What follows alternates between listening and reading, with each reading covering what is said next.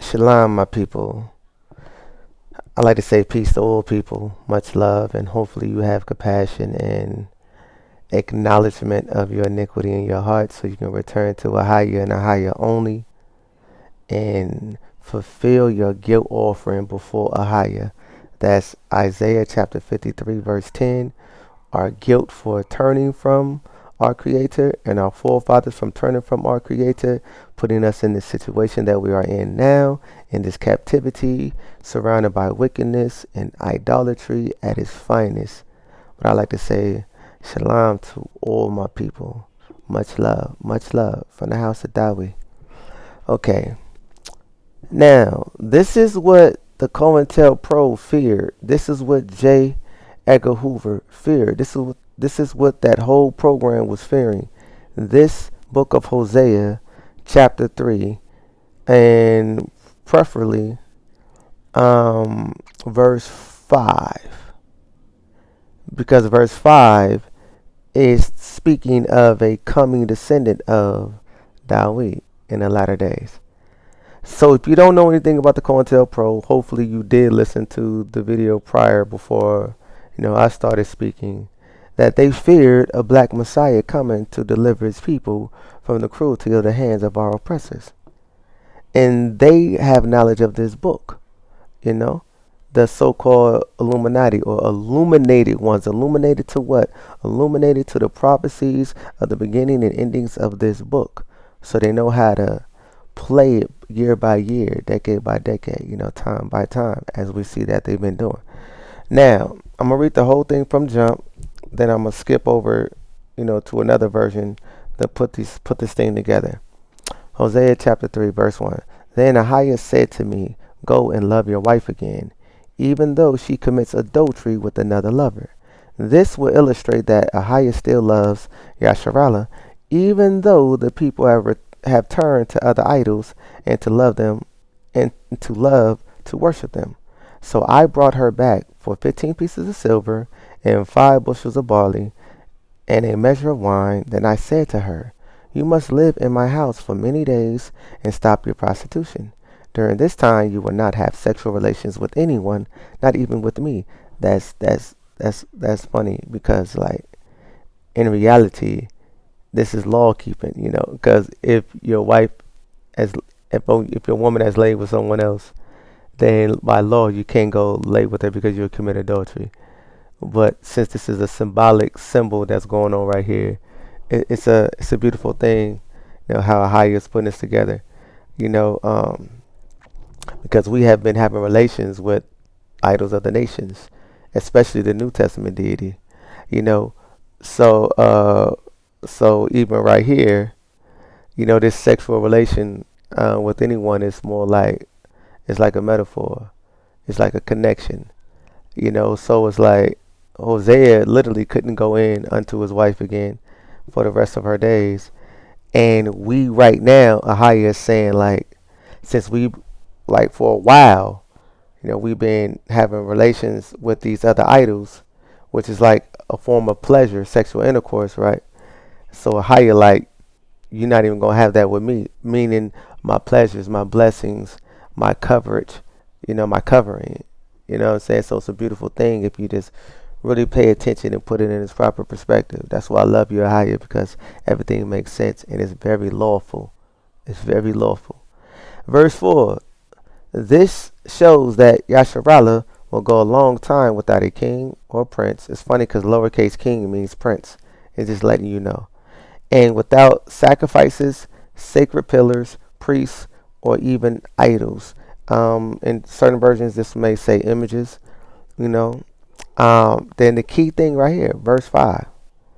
But afterward, the people will return and devote themselves to Ahiah, their power, and to David's descendant, their king. In the last days, they will tremble in awe of Ahiah and of his goodness. Now, I use this version first because this is one of the few versions that will let you know this is talking about a descendant of David that we will seek and return unto in the last days. Because the other versions will say something else. It will say this. Now I want to go straight to it. This is the NASB. and it reads sort of similar like the KJV. See, look right here. It says, verse 5, afterwards the sons of Yasharallah will return and seek Ahiah their power and David their king. See how it doesn't mention a descendant? And a lot of our people think that David himself is returning back to sit upon the throne. And then they give so much credits to like the Masoretic text and similar older versions like that of the Masoretic Hebrew. I say Masoretic Hebrew, not just meaning the Masoretic text, but the Masoretic people who've been penning and scrolling these scriptures, with up under different names and up under a different identity, like they penned the Targums. You know what I'm saying? Just like Josephus, he penned, like Josephus was a Edomite, you know, disguised as a Roman, so they did a lot of penning. You know what I'm saying? They always held like um hidden their identity very well. So even with this right here, that applies. So a lot of our people just think that it's talking about David and David is coming back, which that is idolatry, and it's no difference than thinking that the Christian God, Jesus Christ, will come back from the dead, because David is dead. But that's why I love the NLT version, because it lets you know in key spots, especially I believe in that Second Samuel, where it gives the description of our forefather David, that he was dark with beautiful eyes. That he was dark skinned with beautiful eyes. That was his image. That was his description. And it doesn't say that on different versions. It say something like ruddy, or give you the interpretation to where you can run with different meanings. But that NLT lets you know that he's a dark skinned man, beautiful, with beautiful eyes. Of course he was, because he had the chinkies. He had the chinky eyes. You know what I'm saying?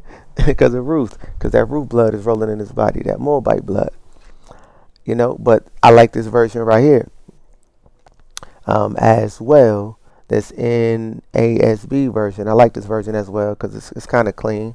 But the NLT for me, it gives a better understanding to a lot of things. But I'm saying all of that to say that David is not coming back. It's going to be a descendant. But I want to go a little bit deeper right now, because I was having this conversation with someone yesterday. And when you read right here in verse 5, I'm going to stay on this version for right now, where it says, afterwards the sons of Yasharallah will return and seek a higher their power. See, you will seek a higher first. Now, when you think about how long this Jesus Christ, Yeshua, Yahushua entity has, or deity has been around, it's been around for like 500 something years. The people saw that first. The people learned of Jesus and Yahushua first. They didn't learn of a higher first. They learned of idolatry first. So that doesn't even fit prophecy right here. Because Yasharallah is supposed to return to a higher first. Then they will seek David. Reason why David's descendant. Reason why this makes sense, because if you read about the prophecies of when this seed of David shall sit upon the throne, it's when Ahiah has delivered them from the four corners of the earth, and they are returned back to their promised land. And the kingdom is now getting put together in order. It's functioning. The temple is built. The Levites are in place. And there's no complication. There's no argument on who this descendant of Dawi is, because Ahiah has made it known.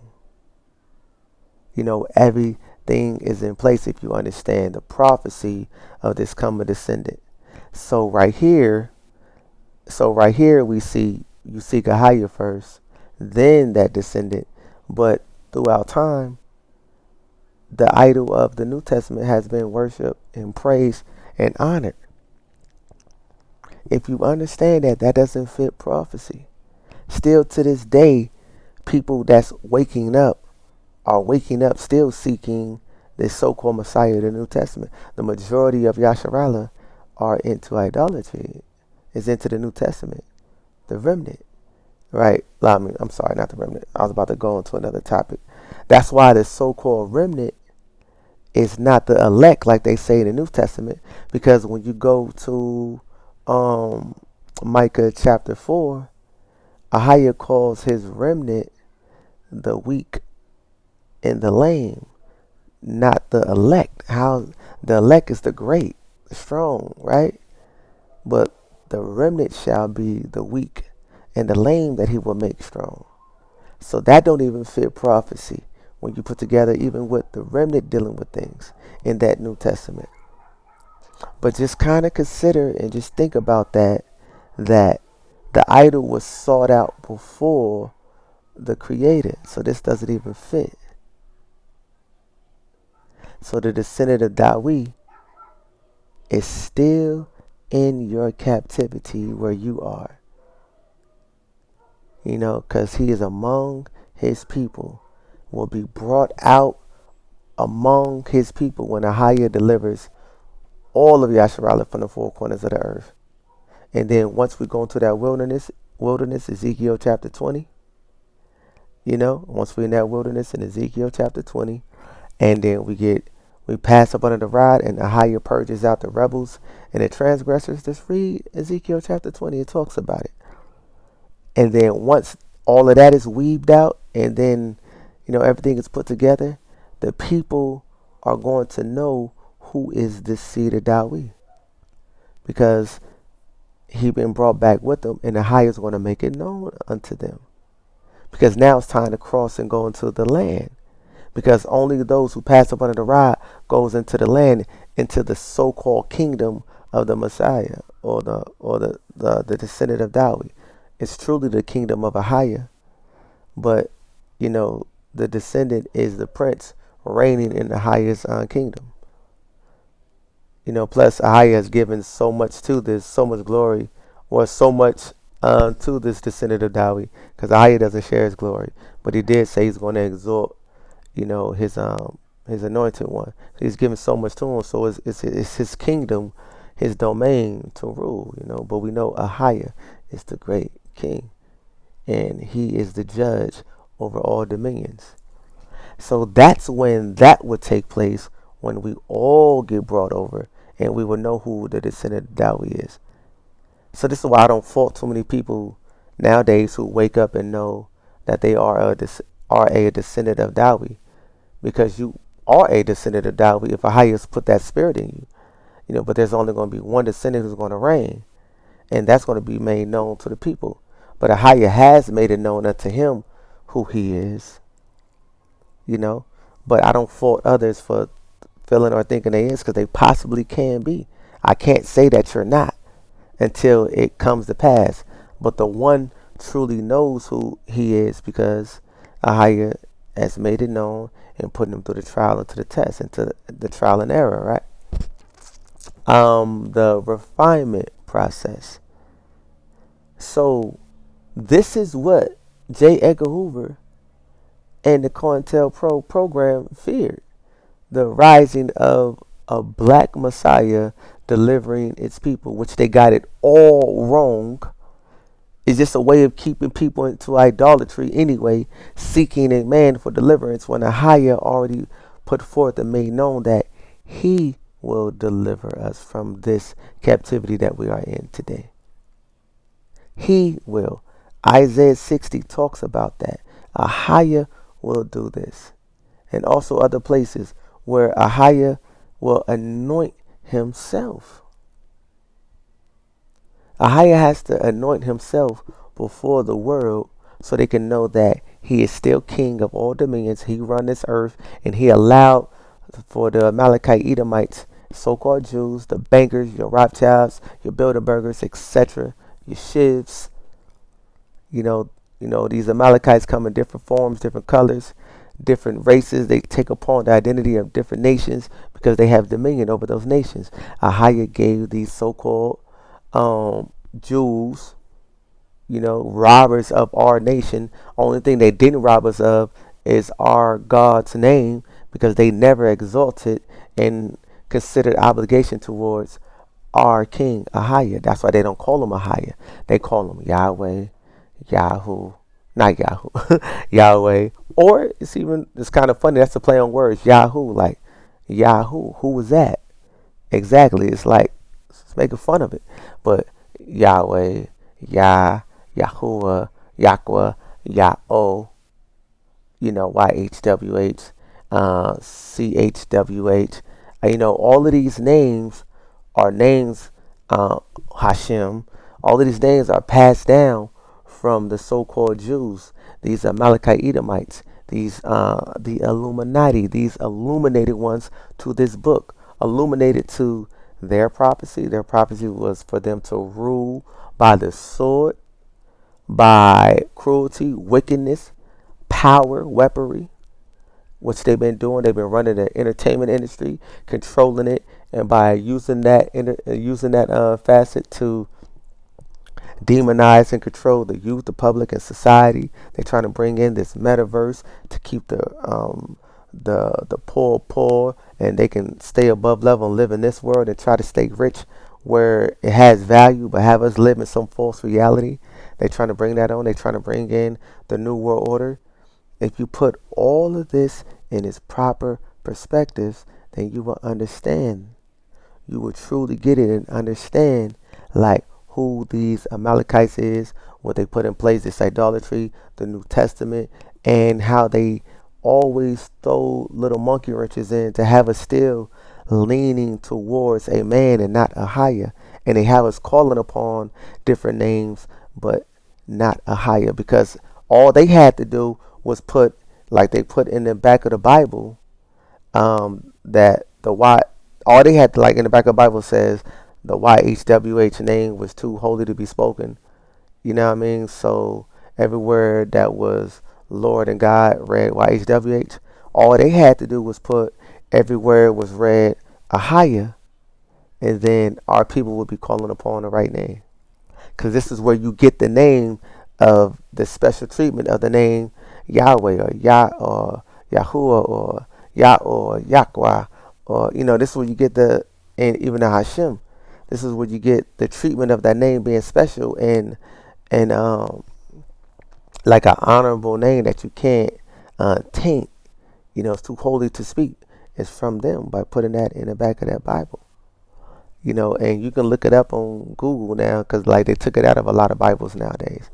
But the Edomites, or specifically the Amalekite Edomites, they never glorified and honored the name of Ahiah. That's why he gave away his birthright. He just gave it up for some silly beans, for hunger. He didn't care, because he knew how he was going to plan his whole thing. He knew he was going to try to take everything by force and rule his way, because he never wanted to do things Ahiah's way. So he set in place, since then till now, traps of idolatry. And that's what's going on here. So I just wanted to throw that in here, put, get some insight upon that while dealing with this COINTELPRO and J. Edgar Hoover, and where, they get this from. It's from this Hosea chapter 3 right here. But just keep in mind that you return to a higher, and then afterwards, a higher will make known who his descendant is. And it's something key that the dude said that I didn't keep in the recording. It's something about you can tell a person's intention and nature by a few things, by the names they use, by symbolism, and like numbers and stuff, right? Because that's what they use, like certain names. So you see people using these names that's not of a higher, you know. So then they use the Yahwehs, the Yahuwahs, the Yahwehs, and all of that. And then they use certain symbolisms, like that star, that so-called Star of David, and other symbols that's demonic and wicked. You're like, okay, that's not of a higher.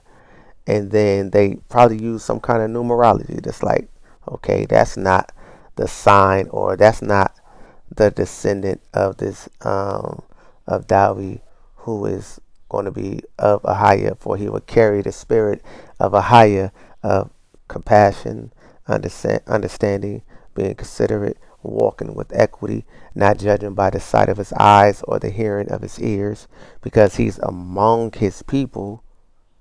Since he's among his people, he can resonate to what's going on and what has been going on with them. He understands their conditions, their circumstances, and he would know how to deal with them, or at least has been raised to know how to deal with them. Groomed. So when you just pay attention to certain things, so there's even a lot of people now who uses the name Ahaya. So now they're not wrong. But just like Ahaya says, like in is that Zechariah, I believe? But he talks about how his name um, being one, you know, and and how we also gave up his name for Baal, for Yahweh and Yahweh and Yahuwah and YHWH is the modern day name for Baal. El worship. It's the same thing when you go into that Second Kings and you deal with that story of was that Elijah? Yeah, of Elia or Elijah, how he brought out the wicked priests to prove that Ahia is Ahia, and told them, if you're going to be about Ahia, be about Ahia, but um, stop saying that Baal is his son, because no, it's no. Did he say El? I think El is Baal the son of El. El the son of Baal. Or stop saying that. Should I just go to it? Let me just go to it because I kind of forgot. Let me see. Let me just go to it because I do want to look at that up. Is it Second Kings? See, that's why I like doing it like this, because you can just like go straight to. Oh no, can't be Second Kings. First Kings. Gotta be 18, right? Yeah. Alright, cool. Okay, cool. See, that's why I love it. I like recording like this because I could just go straight to it. Where's that at? Okay, yeah, verse 21. Then it says, Elia came near to all the people and said, how long will you hesitate between two opinions? If Ahiah is power, follow him. But if Baal is, follow him. But the people did not answer him a word. So, but something's left out, because it's saying, stop saying that Baal is the son, of Ahiah, because they were following El worship. Baal, right? Baal is the son of El. It's the same thing today. Jesus Christ is Baal worship. Yahushua is Baal worship, because it's supposedly the son of God, which is Baal is the son of El. Come on now. It's the same trickery. You heard of it. You heard of the quote. You heard of this before. The saying, if it ain't broke, don't fix it. You know what I'm saying? So it ain't broke. They don't have to come up with new, wittier inventions. Just bring the same ancient worship, modernize it, put it in place, put it in put it in writing, give it some credits, some honor, and we will follow suit. And that's what we've been doing today, worshiping this idol. Oh, come on now. That's exactly what we've been doing today. So stop saying that Jesus, Yeshua, Yahusha is the descendant of Dawi when he's not. And it's proven because he doesn't have a biological father. And there's no way around that. White Jesus, black Jesus, same story. Stop worshiping idols. Return unto a higher. Your descendant that will sit and reign and be for you is right among you, going through your same reality. Pains, sicknesses, diseases, plagues, struggles, heartache, losses, being refined just like you. So when a higher does sit him on, he will not be just remotely above you like that. See, a higher is not going to just grab somebody who is just way more valuable than you to where he can look down upon you and you look upon him as an idol, like so you can worship him as something greater than you. Ahaya picks the pick of the litter and turns that trash and turns it into purified gold, sparkling, and you watches it before your eyes and you see the transformation of what Ahaya has done, and then you'll know the power and the glory goes to Ahaya only. That's how Ahaya rolls and gets down. He always done it that way. And this is no difference. So return to Ahaya, step out of your pride, become more meek, receive your refinement, stop being so hard on your people, stop being so hateful and arrogant towards your people, understand them, don't belittle them, you know, don't treat them like that. Understand. If this walk is too hard for them, understand. Don't don't um don't bruise or break the reed. Don't put out that light, that little bit of faith that they do have in knowing that the Yasharala and Ahaya. Don't turn them completely away and have them go do something else, because Ahaya gonna hold you guilty for that. He's gonna hold you for that. You know, because he tells us about that in Isaiah. You know, he talked to us about that. Let me see. Can I go to that? I'm trying to remember. Is it Isaiah 40? It's funny. I was just talking about this. No, not 40. Is it 42? There we go. Like it says, the highest promise concerning his servant. His servant is Yasharala. And it's also talking about the seed of Dawi here. Behold, my servant whom I uphold, my chosen one in whom my soul delights. I have put my spirit upon him. He will bring forth justice to the nations, not here in captivity. How? We know this because it says he will not cry or raise his voice, nor make his voice heard in the street. So how can he bring justice to the nations and do it on a street corner when the highest said that his servant won't do that? So servants for like just Yasharala, if you're on the corner preaching, that's against Ahaya. I know the New Testament tells you to be on every hedge of the highways speaking the Gospels, but this ain't the Gospels. This is the word of Ahaya. This is what we're supposed to be teaching and speaking is returning unto Ahaya, having the compassion upon your people, teaching that Ahaya is aware of your conditions, and I am aware of your conditions as well. But Ahaya wants you to offer a guilt offering, like for forgiveness of what you have done previously and before and our forefathers, and your guilt for loving this idol and returning back unto him. That's what he wants. Your everyday walk in life, he just wants you to present a guilt offering unto him. And that is Hosea chapter 14, verse 1 and 2. And I'm going to go through that, your guilt offering. But I'm going to go to that after this. So when you go to verse 3, it says, a bruised reed he will not break, and a dimly burning wick he will not extinguish. He will faithfully bring forth justice. So a bruised reed, someone still holding on with light faith, right? And a dimly wick, like that light is just about out. See, some of us just blow the candlelight out on our people, and they just go into total darkness, and they venture off somewhere else, and it's kind of hard for them to return. Then they go into Comedicism, Scientology, they go back to Christianity, any little thing, whatever they turn atheists. It's because you spoke cruel unto them. You spoke harshly unto them. You told them they are nothing. You told them that if they can't do all of this law, then they might as well stop. Then they're cursed. They're doomed anyway. When that's not the reality. We are up under the curse.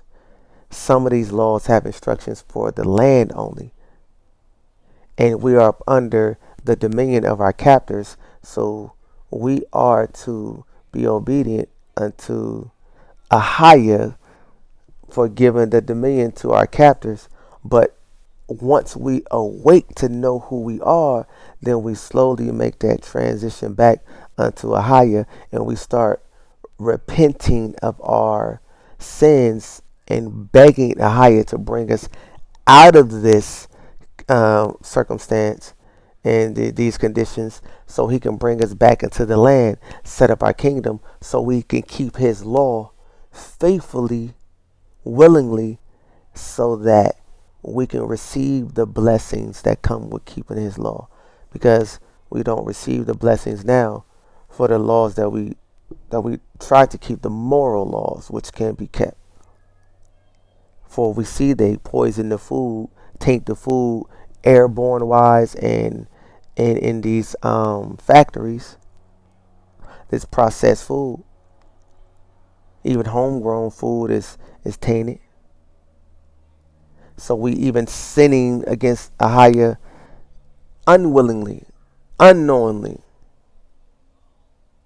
You know what I'm saying? So this make it make sense. So that's why you don't bruise the reed or dim the light on someone who's having a hard time and struggling. They tell you to leave your husband or your wife because they into this. Nah, put encouraging words, bring upon encouragement upon them, so they can know to stay on the path and understand that they Yasharala and they are love and the higher does care. That's what you're supposed to be doing, you know. And beforehand, I want to go to let me see. Okay, I was already right there. I'm gonna go to Isaiah 53 right quick, and I'm gonna end this video. I kind of made it. I kind of made it too long. That was Sarai, the beautiful queen, texting me, you know, the beautiful pearl. But Isaiah 53:10, it says, "But Ahiah was pleased to crush him," meaning Yasharala and the seed of Dawi, "putting him to grief, if he would redeem, if he will render himself as a guilt offering." See, the seed of Yasharala and the seed of Davi must offer themselves as a guilt offering. If you know what a guilt offering is, then you will know. Look up in Leviticus and find out what a guilt offering is. Then you know how you're supposed to present it. Present that type of offering, that type of sacrifice. Since we can't present that type of sacrifice or that kind of guilt offering because we don't have a priesthood and we don't have a temple, Ahia gave us other instructions how to present our guilt offering. And that's in Leviticus chapter 26, I believe, starting at verse 40.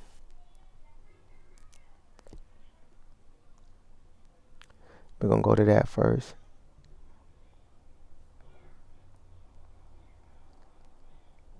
If they confess their iniquity and the iniquity of their forefathers in their unfaithfulness, which they committed against me, and also in their acting with hostility against me, I also was acting with hostility against them to bring them into the land of their enemies.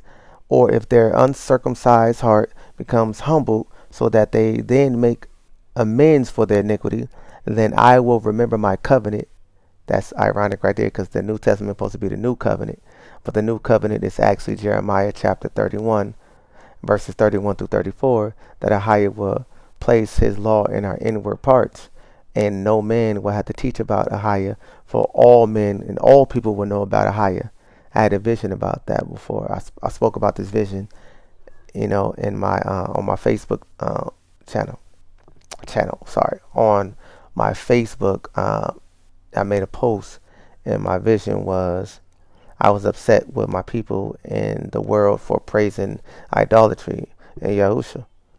And then in my vision, Ahia sat me down angry with me, saying that don't be upset for what they're doing because you serving an idol as well. Because I was calling upon Yah.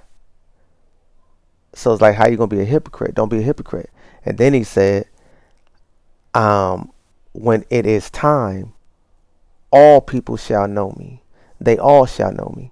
You know what I'm saying? So that's funny right there, right? And that's what that Jeremiah 31 through 34 is. All people would know Ahiah. And then, you know, this right here, verse 42, he says, then I will remember my covenant with Jacob, and I will remember also my covenant with Isaac, and my covenant with Abraham as well, and I will remember the land. You know, so I want to go to Hosea 14 on how you're supposed to present your guilt offering. Hopefully, you guys are still with me. You know, we're going through it. Yasharala's future blessing. Future blessing. This is how you present your guilt offering. Then it says right here, verse 1, return, O Yasharala, to Ahiah your power, for you have stumbled because of your iniquity. Take words with you. See, take words with you. Prayers and return to Ahiah. Say to him, take away all iniquity and receive us graciously, that we may present the fruit of our lips. But let's go to this right here. Do I even have a KJV on me? Because the most people, yeah, I gotta go here. Most people read the KJV. See, this is why I just try to become a master of all versions, because just seeing how these illuminated ones have just tampered and played with the scrolls, man, and made so many versions just for this.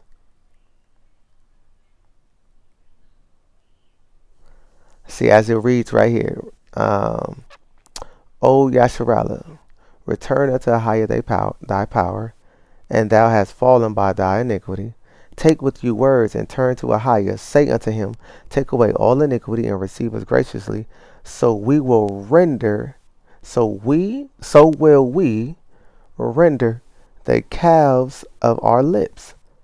The calves are sacrifices, the offerings, like the calves, your herd, your sheep, your goat, right? So we will render as offering, we will offer the sacrifices of our lips. So your prayers are your sacrifices, which goes in correlation with Leviticus 26, verse 40 and out. This is how you present your guilt offering before Ahiah. So, with all that being said, return unto Ahiah. Know that your descendant of Dawi is among you, will be set in stone once we all return, and Ahiah presents him before you, and you know, once we pass up under the rod, and all the rebels and transgressors that will transgress against everything that's truthful, and they will stay in their pride and their arrogance. They will transgress against Ahiah, don't want to, because they don't want to bow down to their shame and their guilt. They wanted to stay in their pride and arrogance and get swept away. So Ahiah is going to purge them, you know. So Ahiah is going to do that once he set us up, purge out the rebels and transgressors. The kingdom is set up. And then your descendant of Dawi will take care of his business. He will take care of them nations. Ahiah is going to bring them down, but through this descendant of Dawi, he's also going to speak to them, speak on it as well. But it won't happen here because we are still up under their dominion. They still have dominion. The Amalekite Edomites still have dominion. The Rothschilds, the Bilderbergers, the Shivs, the Illuminati, these illuminated ones still have dominion. We see, right? Their dominion, their economy has not collapsed completely yet. It's there. We see the inflations with food and everything else. We see the the COVID-19 is not going nowhere. We see the vaccinations is rising, is pushed upon us. They still have dominion. So um, until Ahiah fulfills Daniel chapter 2, I might as well go to it since I'm right here. And I'm going to end it out with this. Look at that. I already knew I wanted to go. Till Ahiah fulfills Daniel chapter 2, starting at verse 33. Alright, starting at verse 31. Thou, O king, sawest, and behold a great image. This great image, whose brightness was excellent, stood before thee, and the form thereof was terrible. The image head was a fine golden breast, and his arms of silver, his belly and his thighs of brass, his legs of iron, his feet part iron and part clay. The iron is the Amalekite Edomites that we in right now. The clay is us, Yasharala. We are now living during the times of the feet and toes of this great image, which is a divided, diverse kingdom, very diverse, different, but it's weak and strong. We see the weaknesses of it, and we see the strength of it. The strength is the iron, which is the Amalekites. The weakness is Yasharala. In our conditions, that's the weakness and the crumbling of the daughter of Babylon, modern day, modern day Egypt, bondage. That's the weakness. And let me see, verse 34. You saw till that stone was cut out without hands. That stone is a higher that shall hit this image, and which smote the image upon his feet. The feet where we're living in today, right? Ahia is bringing down the dominion of the Amalekite Edomites and get ready to deliver us and bring us back so we could now be the head and not the tail. You know, the image upon his feet that were iron and clay. And then it says, and break them to pieces. Then was the iron, the clay, the brass, the silver, and the gold broken to pieces together, and became like the chaff of the summer's threshing floor, and the wind carried them away. That no place was found for them, just like Ahia talks about how he would have saved this place, Babylon, but he didn't, and he's going to get rid of this place suddenly, and it will be no more. This is right here. That's why it's like chaff of the summer threshing floor. The wind just gonna, a height is gonna just blow this place away, and it will be here no more. Then it says that no place was found for them, and the stone that smote the image became a great mountain. So Ahia is the stone. So Ahia became great and filled the whole earth, fulfilling Jeremiah 31 verses 31 through 34. Everyone now knows who Ahia is, and they know that Yahoo, Yahweh, Yahoo, all of them other names, YHWH, is idolatry and idols, and Ahia is getting rid of all of that, and they know that it is Ahia, right, who is the king, and he fills the earth. This is the prophecy right here. I want to end this video off with this, and I pray that whoever stayed and listened, may Ahia bless you continually, and may your humbleness and meekness stand forever. For knowledge and wisdom is the stability of these times, and this is the kind of knowledge we need to have, and the kind of wisdom we need is to stay meek, understanding, and have compassion upon your people. I love you. Peace.